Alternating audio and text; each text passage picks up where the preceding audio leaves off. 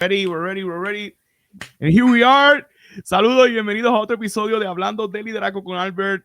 Good evening, good morning, and good afternoon, and welcome to another episode of Talking About Leadership with Albert, Hablando de Liderazgo con Albert. I just had an opportunity to interview someone in English, so this is going to be like the third time that I'm interviewing someone in English. So today, I have with us here, this is a truly honor. I just wake up in the morning since he invited me. I'm ready for the interview.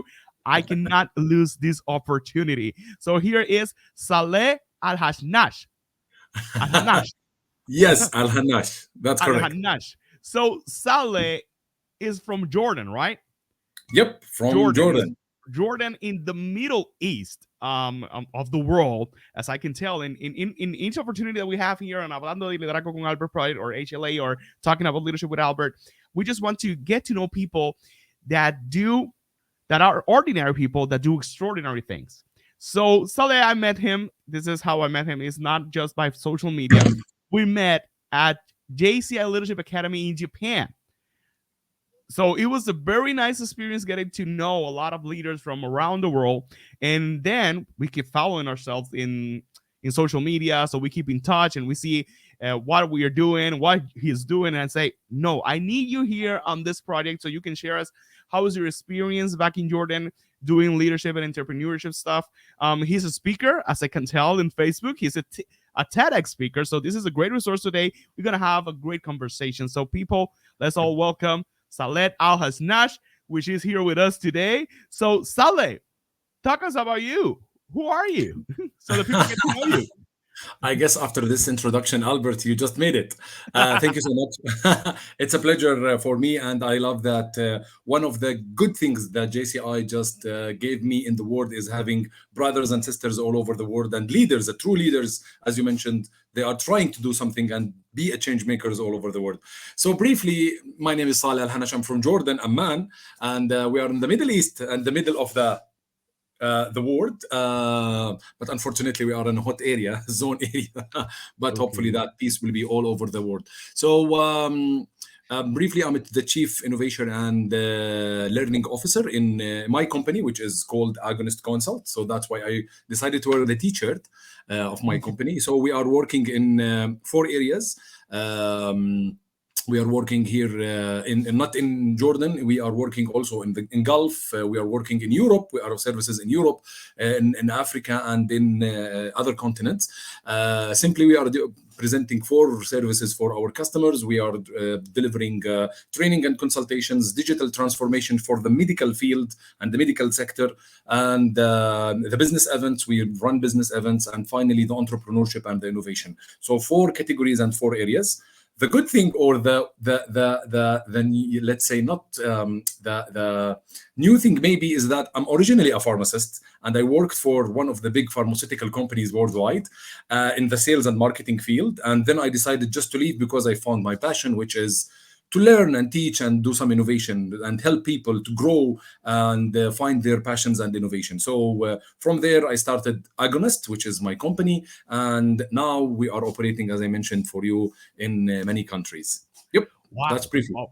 That's interesting. That's interesting. How was the beginning of, and how do you discover yourself that you have a passion for leadership, for business, for what you are doing now? Probably when we were little kids, there was something in us that our parents identify or our family identify that they say, oh, he's going to be a leader when he grown up. Oh, he's good at business. He's good at business. How's your story and how everything starts as a young man?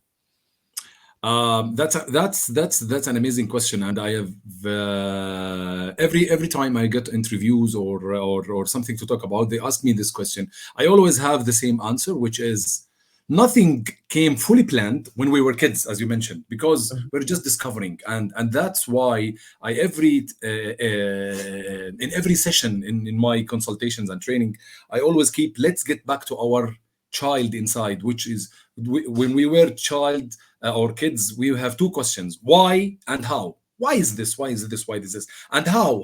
Because we want to learn. So so the story just came up because as I told you, I have been working as a sales and in sales and marketing in one of the biggest companies in the pharma worldwide. And just in there, I discovered that I love to talk to people, and I love to present things for people, and I love to do some presentations.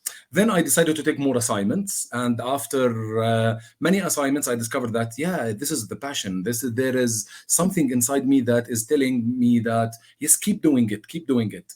So I decided just to go for my passion, which is the training and consultation. So helping people to know more about things and learning and teaching people in a way that is edutainment. So that's why in Agonist we believe that the training and consultation sector is changing, as you know now, into the gamification and the edutainment things.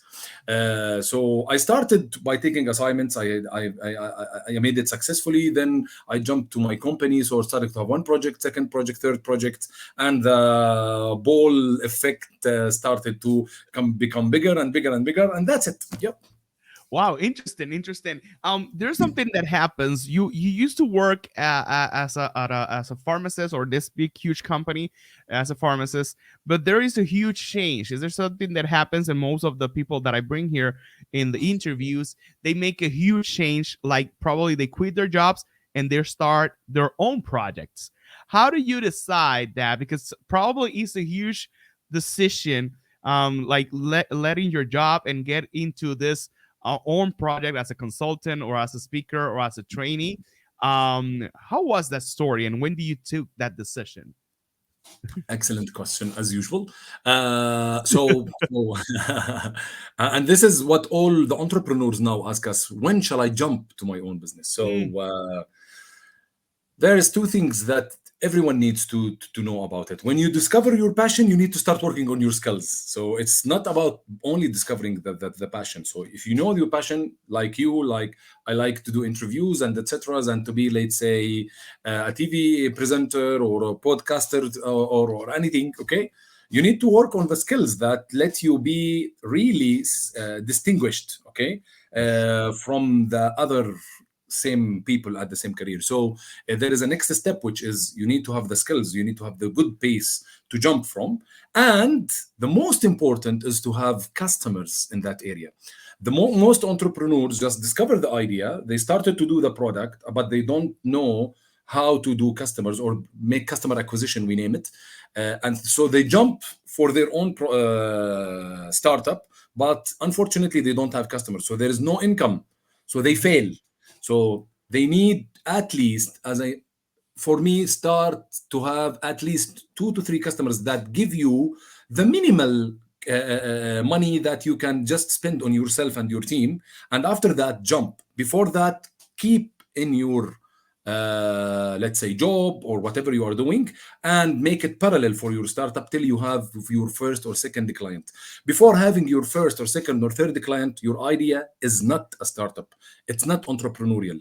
When someone pays for you, that means they want your product, they need for your product, and you are successful. Then you can start to scale. wow, wow, interesting, interesting. Oh, so here's a what are the challenges that you hold as being part of the Middle East? Because probably here in Latin America or America is like kind of easy because it's like a huge stuff. But how is like you can tell like the difference between these different continents or countries besides what you do at your continent? What are the challenges that you hold there? Okay. If I may focus, I will focus on the challenges that related to the youth challenges, because this is the most important thing.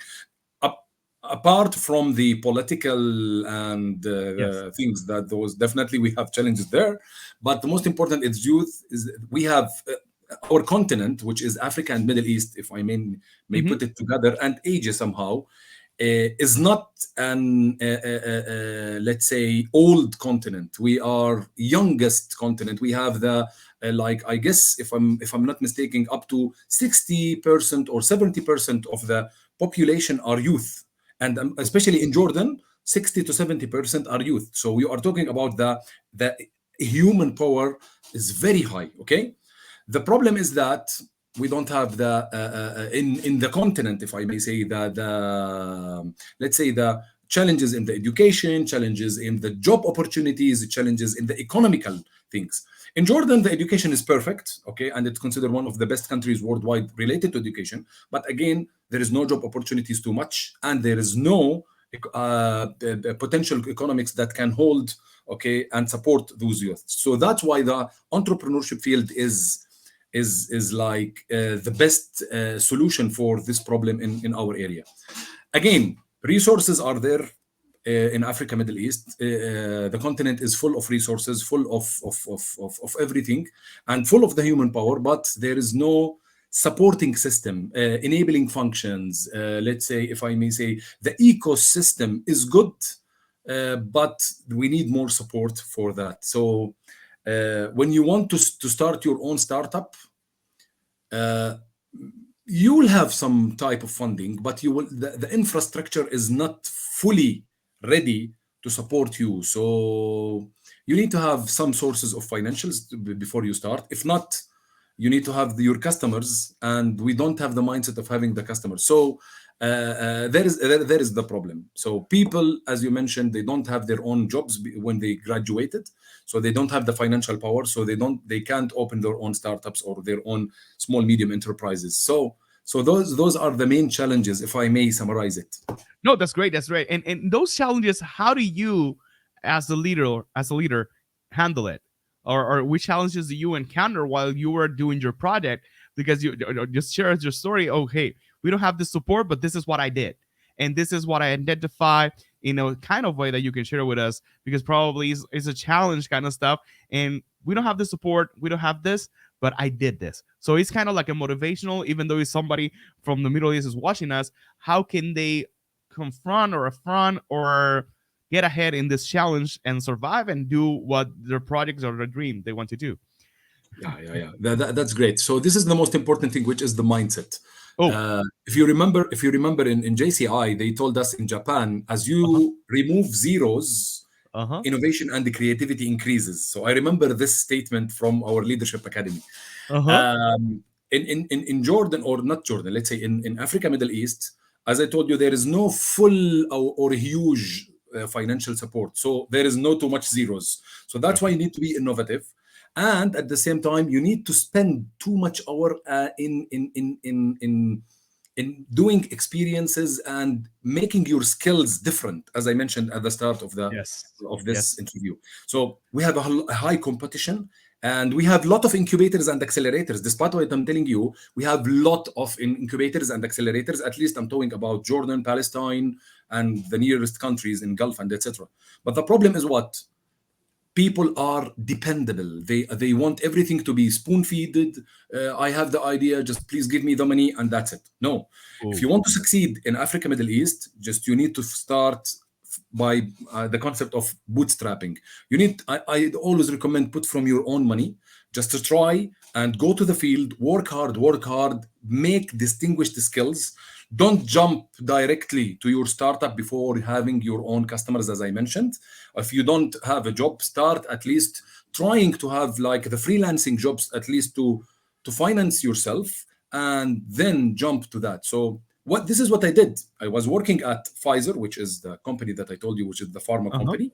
Okay, 7 years I worked. In fifth year, I started to open my company. So I spent 2 years working at from 8 a.m. till 6 p.m. in the my job, and from 6 p.m. to 12 p.m. I was working with my own startup.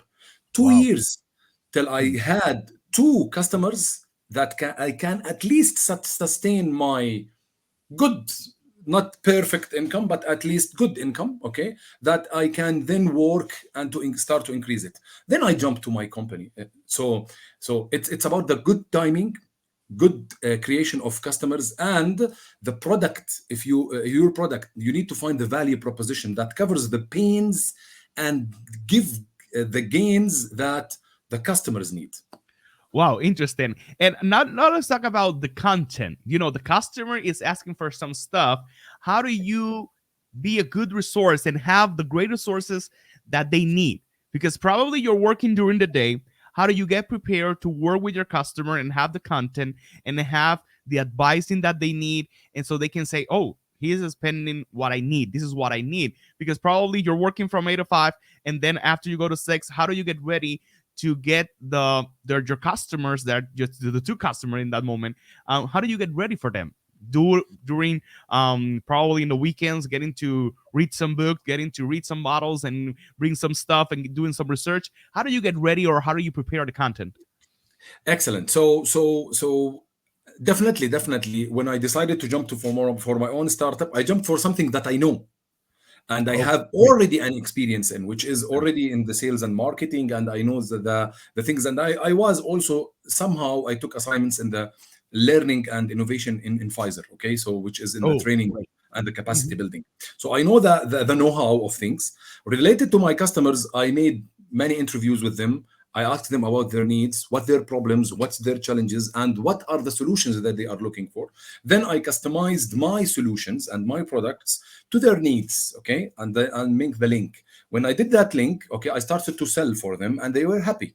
Okay, so step by step, we started to go and sell other people. But definitely, I started with the areas of my expertise. Okay, and as you mentioned, in the weekends, I started to read more books, read more resources, YouTube channels, surfing the internet, because now knowledge is everywhere. So you can search it and have it easily from anywhere that you want with your area of expertise, because the experience is the most important thing. Knowledge is not the thing, because now knowledge is in any PDF, you can have it, but the experience is the key.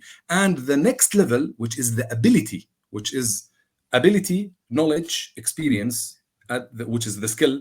The three things, we name it the competencies. If you want to be competent, you need to do the three. Ability is to the ability to put the skill in the right thing and the right time to solve the problem for people. Oh wow, well, that's amazing. That's a they call it a punchline. This is great, so we can make some addition, so we can promote this podcast. There's something that, like, I wanna confess myself now. The thing that I brought you here is that you are doing public speaking, and Yeah. we want to, as you mentioned, when we discover that skills, we need to get some more and getting to understand and reinforce that skill. So I just discovered, and I'm just following you on Facebook, and I just find out that you're doing a lot of public speaking and you're doing some TEDx. So let's get to know how is to be like a public speaker in Middle East in this project, and getting to know what was your first experience as a public speaker, because probably you're good working with customers, you're good working at the pharmacist, but doing public speaking, it doesn't has to do with what you do. How do you get into, because probably we can start a project which is not necessarily a public speaking project. Probably we just work with as a consultant, but now as a public speaker where you are sharing experiences with a lot of people. I can see theaters packed where you were sharing your story and probably giving some thought and giving some points and what we call here codes about how can you do better. How was your experience, or how is your experience in public speaking? Okay, that's a nice one. So the story just started from back to the school, if I may go that, because I love to do things related to the room, to the classroom. So I always, the teacher ask us who wants just to tell us a story and do a facilitation for something. So I always had the passion for that. So then we went to the let's say professional jobs, or the professional timing. Also, they started to ask us who wants to be in the committee that do these things and try to explain things for people and facilitate the sessions. I always raise my hand, please, can I do that? So it was my passion really for that. But the first real public speaking, uh, uh, and this is the secret. Maybe I shared it for the first time. It was in one of the universities in Jordan, and it was really successful. It was in front of 100 people, and they just told us that share your story. How did you shift from this and there? Okay, then I started to think that I am the star, and I'm the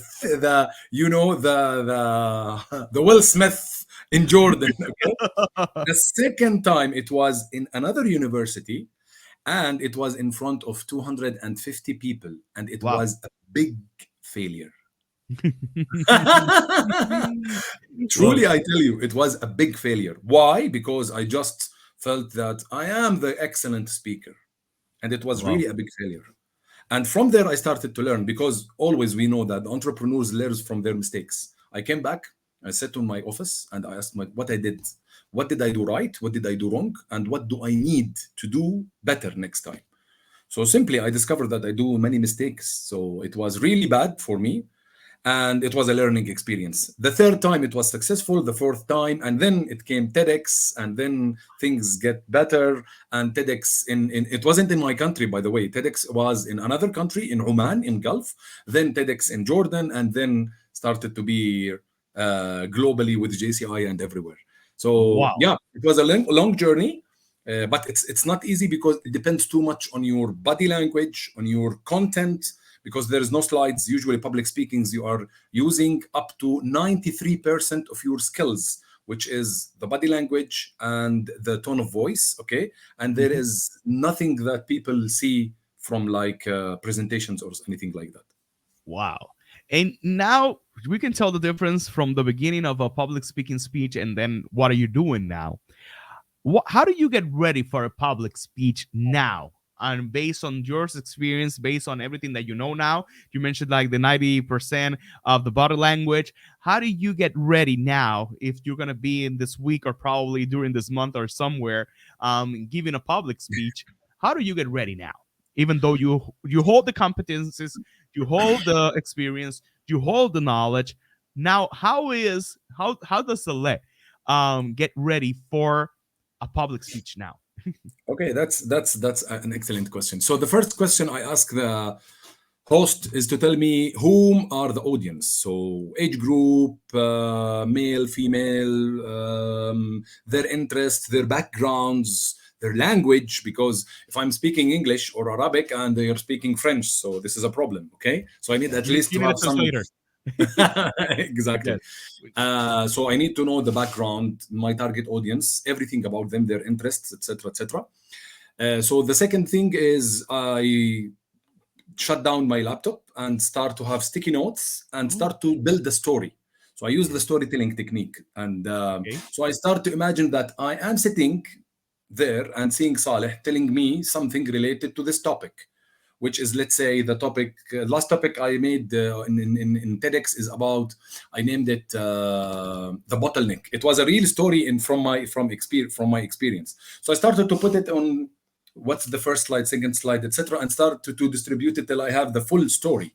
Mm. And I used the 30-20-10 rule of any presentation and public speaking, which is 30 minutes, 30 the font, the Uh huh. 20 is the 20 minutes long of the presentation. It shouldn't be more than that.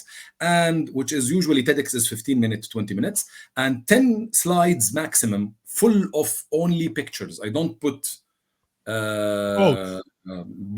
points or bullets or words. Okay, I Wow. just put pictures so people just see the picture and start thinking what I will be saying, and that's the flow.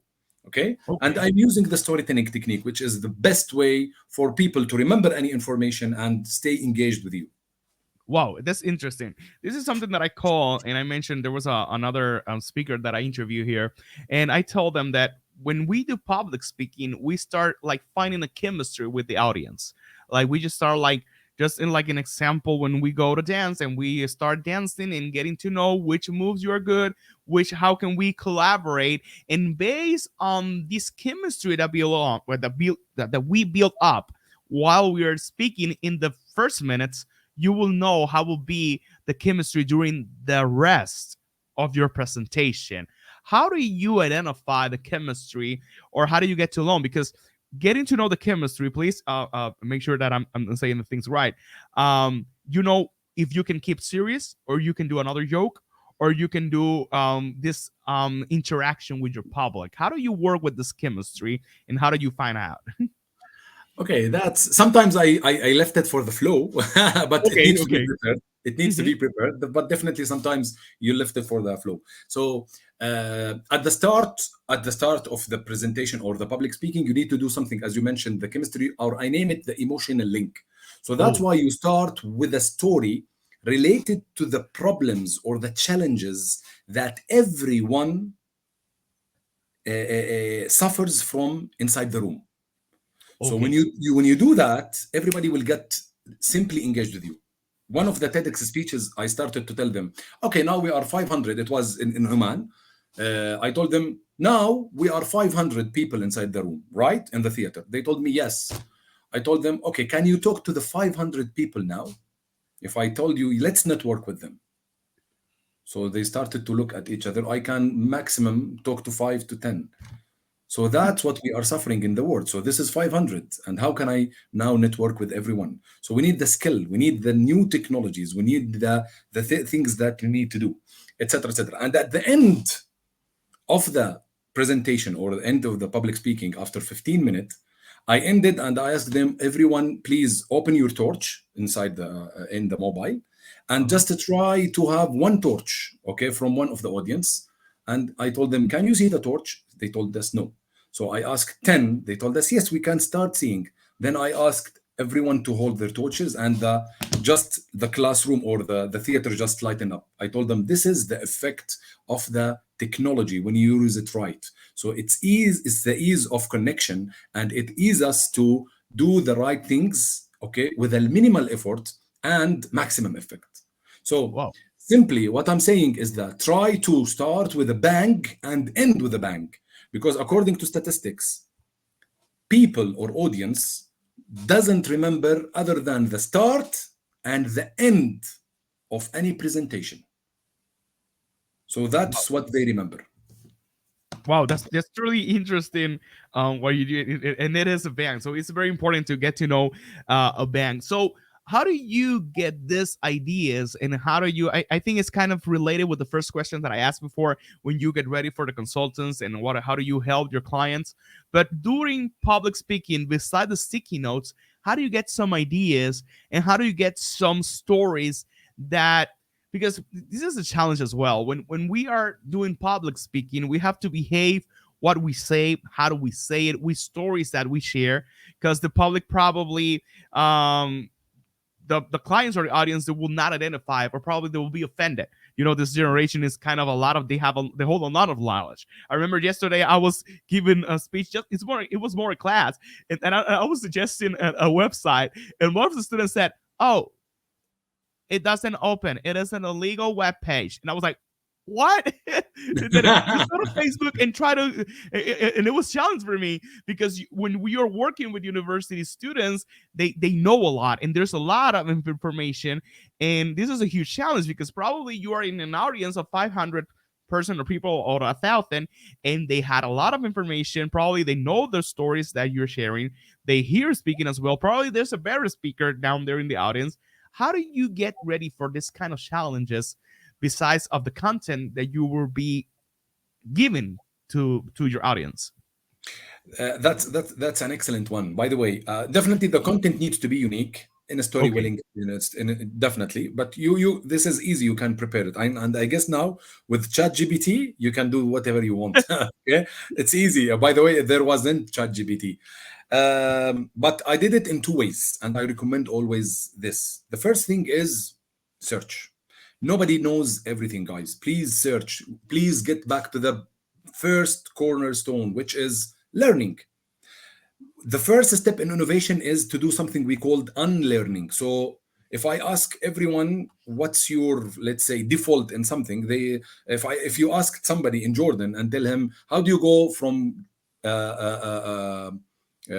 your home to your school or to university, they will ask, the answer is, come on Saleh, it's by taxi or by bus. If I ask someone in America or in France, they will tell me, come on, Saleh, by train or subway.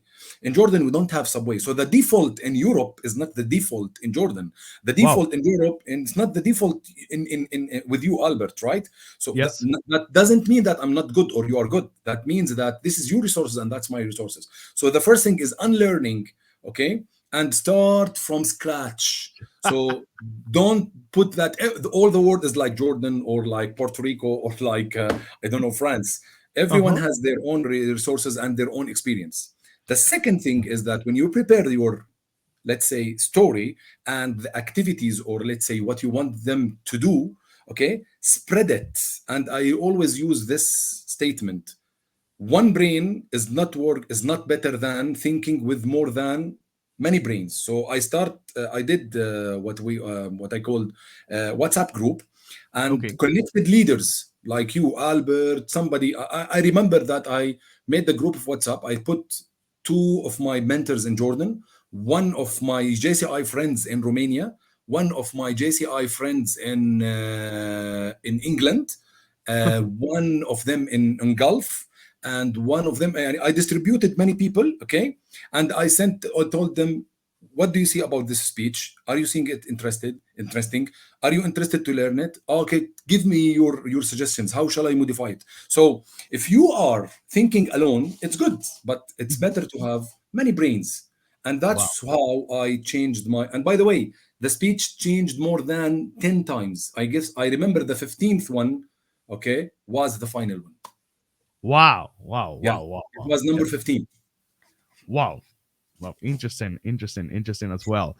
And how do you work? And probably there you have a great personality, and a good personal skills in a kind of way like being kind. Do you use any jokes while you're doing it? Or probably not a joke, but probably a humor kind of stuff. Because well, people think that we are comedians and we're not. Probably we're not comedians. We're just sharing stories that you identify with it, and probably you laugh because you are identified with the story that we're sharing, and they're like, yeah, that it used to happen to me as well. So that's why they are laughing at. So how do you work on probably getting the challenge of making people laugh, even though you're sharing a very serious topic or given some very important principle? How do you work with that? Okay, that's a good one, and I have here also 2 points. First of thing is that just be yourself, because Yes. at the end of the day we are human, guys, and that's why we are not robots, we are not AI. Okay, the thing that I don't memorize the speech by word. Okay, I know the flow, I know the content, and what shall I do? And there is a slides just to support me as a pictures. But at the same time, I'm being myself, and I use sense of humor. I remember two things. One of them, when I started, I was handling the clicker, and I was telling the people in TEDx in Jordan, and okay, good morning, people, and let's start the speech. Tick, tick. It's not working. I told them, see, it's started. It's not working. So everyone started to laugh. So you can't prepare the sense of humor, so but you can turn the maybe not the negative situations, but sometimes the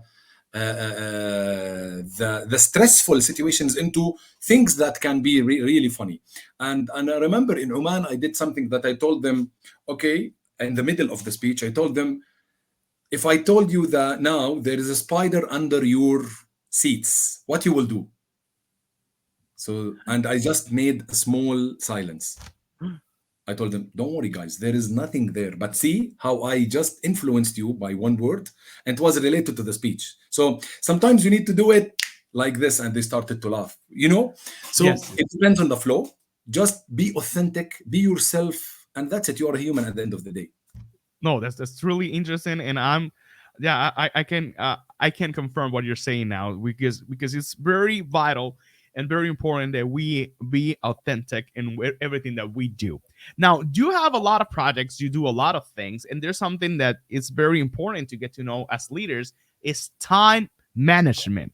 What is a Mhm. normal day? Because I think we have been like postponing or trying to get this interview since few months away, and at least we got the opportunity, and there was a lot of getting to do this meeting, do the time change, and doing and do some kind of stuff that I'm in the Caribbean, you were in the Middle East.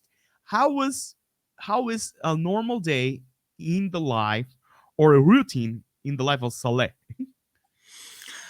Okay. So being an entrepreneur, everybody knows that there is no day like other days. That's it. But there is one thing that I always say, that you can't control time. Time is 24 hours everywhere, so you can't control it. You can't control your tasks.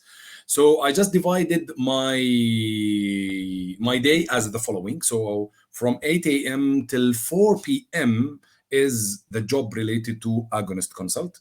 From 4 to 5, 6 p.m., just meeting friends and family, like for lunch and everything. Mhm. From 6 to 8, the gym, because I started to go really to the gym heavily. Okay, I'm playing Oh, kickboxing, yes. oh, oh, And oh. from 8 to 12, reading some books, sometimes going to the cinema and doing the one-to-one coaching sessions. I do a lot of one-to-one coaching sessions. So that's why, in general, so this is in general in the normal days. Definitely, if there is not no events, no kaza, no meetings, yeah, that's it. Wow, interesting. So there's a lot of things that you do during your day, Yeah, yeah. and that's time management. What it is important that we as leaders get into organize our time management, or what are the principles or codes that you want to share us? Probably I know the answers, but how do we can do a good time management? Do our fully schedule, our full agendas, and everything that we have to get into and be responsible with each one of the responsibility that we hold or the duties that we have. Um, how can we do a better time management in what we do? In what we do? Okay, so by the way, this is a big topic in the time Uh-huh. management. But if I may summarize, I will summarize it in 5 points. The first thing is that do the thing that you love, which is the Yes. passion. Uh-huh. Okay, because if you are doing the thing that you love and you are happy in it, so you will be more productive. So this is number one. Okay, number two, put a schedule like the one that we made for our children and our kids, which is from this hour to this hour you will do this, from this hour to this hour. This is not really kiddish, this is the real time management. And I made it, and I, by the way, I do a lot of business consultations on this, and I gave them this worksheet. This is the most problem. People, I ask them, do you know, are you having good time management? They tell me, yes, but I don't have time. I gave them this sheet and they started to calculate it. And I tell them, minus it from the total hours in the week, which is 168 hour per week. If you multiply it 7 by 24 hours. Okay. And they discover that they have more than 20 hours or 30 hours. They don't know what they are doing with, multiplied by 4 in month. Okay. 4 weeks in month. So I told them, see, you have the time, but you can't manage your time. Okay, Wow. the time is good. So put the table, okay, the schedule it per week, per month, whatever you want. This is the second thing. The third thing is priorities. And you know the priority matrix, which is Eisenhower priority matrix, which is important, urgent matrix. So start with the important, urgent things. Non-important but urgent, you can just delegate for other people because nobody can do everything. Important but not urgent, you can schedule it. Okay, not important, not urgent, so you can do it later on at the end of the day, like social media, going, having fun with your friends, etc, etc, etc. So the priority matrix is very important. And the last tip that I want also to share is that put reminders and use the technology for putting reminders, and what I say, the task manager or the task planner. So day by day, put your tasks, the jobs that you want to do, okay, and just try to make tick tick tick tick on what you finish. You using your phone, using your, let's say, laptop, using your, anyway, there is a lot of tools, and even if you are using pen or paper. So this is not, this is easy. Nothing can be, nobody will do the jobs instead of you. So you need to Yes. do it, Yes, yes, you have to but do you it. need to And do it. And yeah, and it is your job. Nobody will do this interview based on this project with his mind besides me. So I will give the importance of the project and give the follow up to the MPDs or the resources as Saleh that I was always like writing in my inbox. Hey, are you ready for the interview? Okay, here's you a few questions so we can get into like the end of this interview. I ask everybody or everyone who be in this space some normal question, regular questions. So which books do you recommend as leaders that we can probably reach, or which books have changed your life or you use them often so we can as leaders read it as well? Okay, so I will not say the leadership books, all of them, because definitely a lot of people knows the leadership books. But I will start to have levels. So the most important book that really I recommend it for youth or young people is The Seven Habits of Highly Effective People for Stephen Stephen R. Covey. Covey. Yes, Oh yes, exactly. yes, I great. Oh, totally recommend this book. interesting. After graduation or during your university, just please read this book, guys. It's an amazing. And there is, by the way, the eighth, ninth, 10th, and 11th habit they made it. Have it. Uh This huh. is this is very important.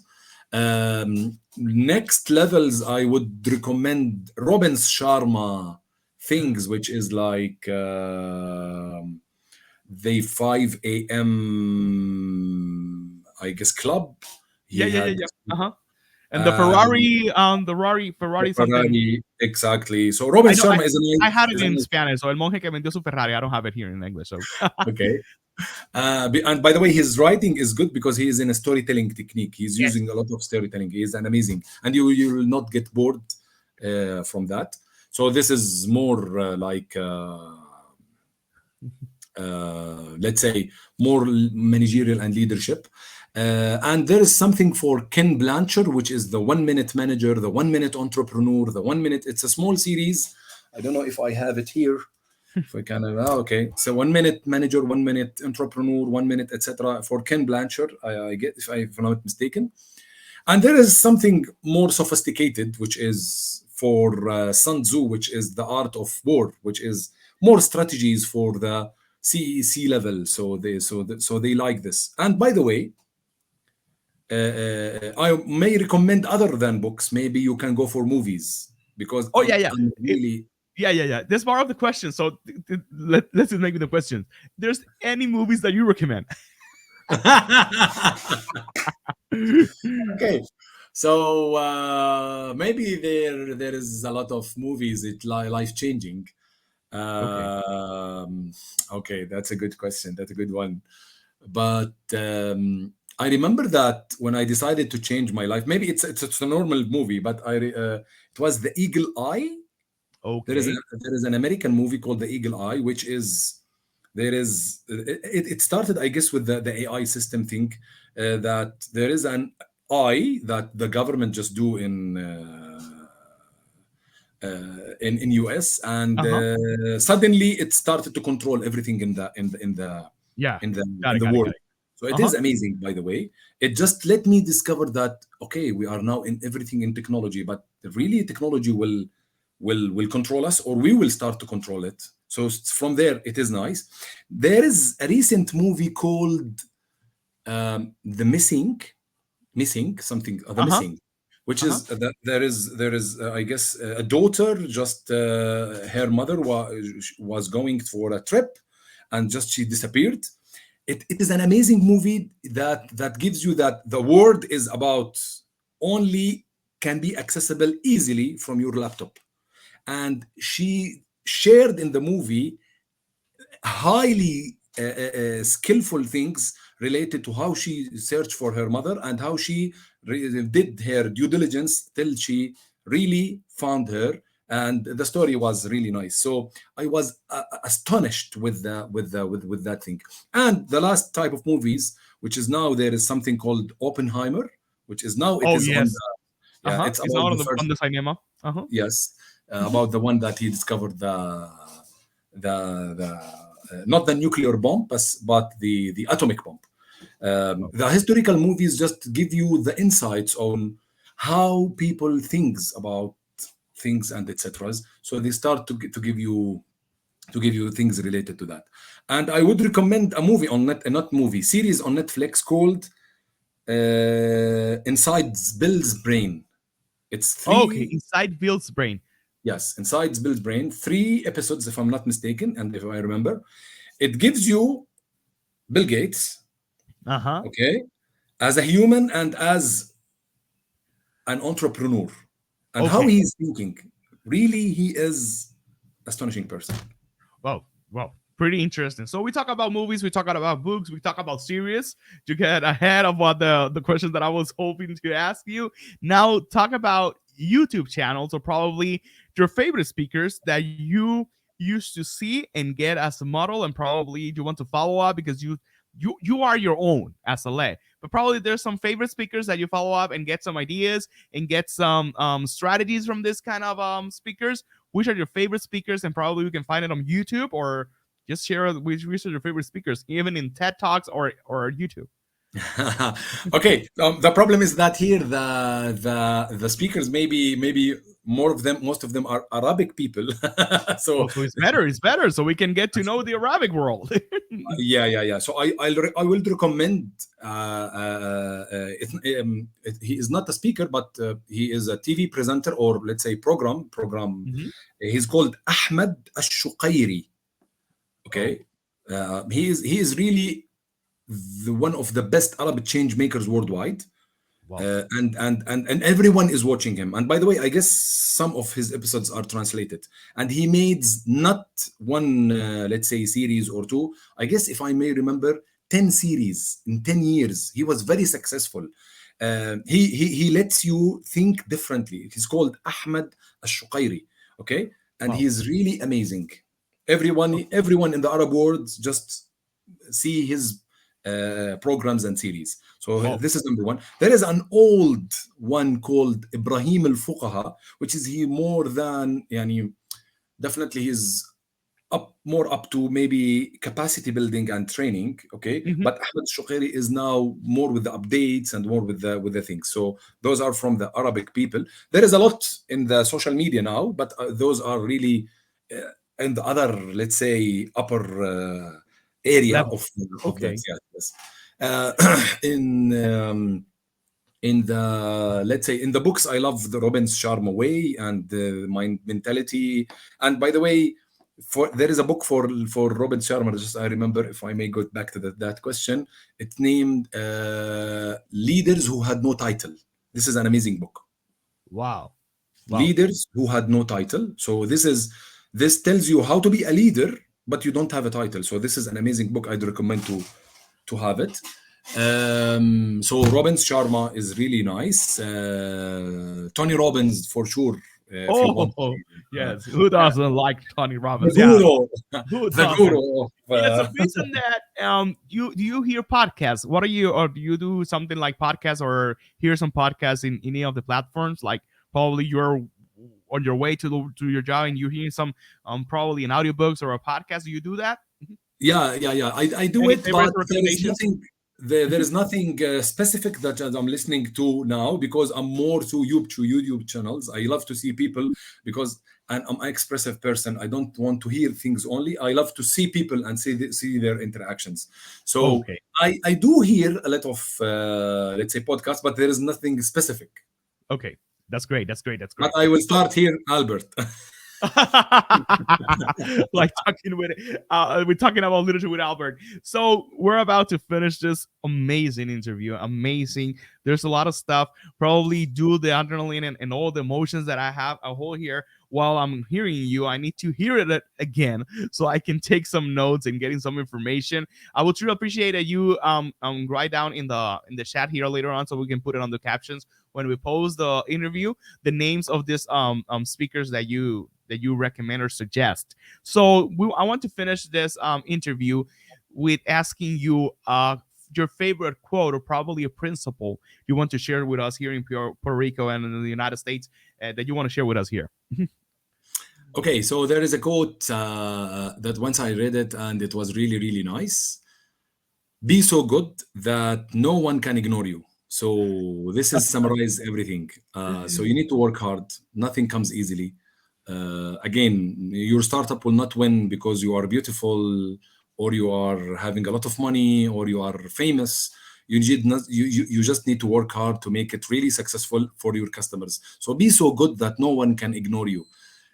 Work on your. By the way, that was my speech in TEDx. We need to work on three areas. The first area is the knowledge area and the cognitive area.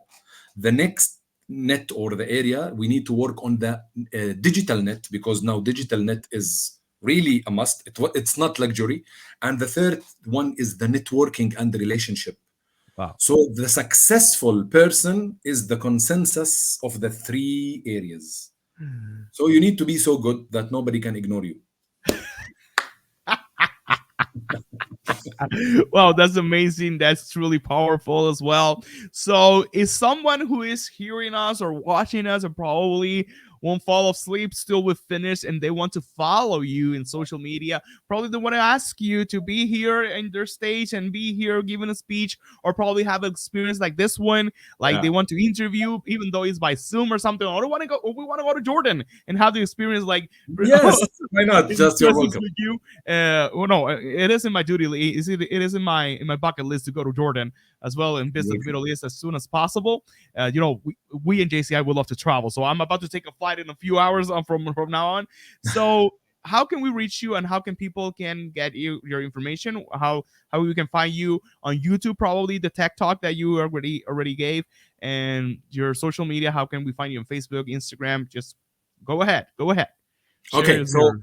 I made it easily. If you write Saleh Al Hanash, as you can see my name, Mhm. okay, everywhere on all social media platforms, you can find me. And if you need the tag, it's Saleh Hanash without Al 87. So it's in all social media platforms. So SalehHanash 87. Everywhere you can find me. Wow. Thank you, Saled. It has been an amazing and huge honor and experience as well, to have you here in this space. Probably this is the beginning of a lot of projects that we're going to do together, probably in the Middle East, and get to know everything that we do. And here, thanks to JCI that we met in Japan a few years ago. So thank Yep. you for keeping it up. Thank you for their. I have a pashmina. I have a. You give us Ah, a. What's the I name don't of know. that? Okay. Yeah, I remember it. The one for the leadership thing, so, right? Yo, yeah. You gave us some, so I'm gonna share Kimono? it. Um, Kimono? uh, no, no, no, no, Kimono. no, no, no, no, no, no, no, no. You gave me something that it was a special. Ah, From okay. The hatta. Okay, the yes, yeah. hot, the hot. Hatta. So I will post in the promo of this interview the picture so people get to know that we already know. Probably he's probably here in the home, so probably I gave it to my mom, so she's like is in the everybody get to know. Oh my son has a friend in Jordan, and they gave us this present back in Japan. So thank you so that once again. We hope You're that welcome. you got a lot of success in everything that you do, and probably to meet again as soon as Yep. possible. So thank you so much for this space, and thank you everybody for being with us here in the space of Hablando de Liderazgo con Albert, talking about leadership with Albert. Keep it up, because probably the next Monday we're going to have another interview good as this one. So thank you once again, getting to know people that do extraordinary things that are ordinary. So thank you once again.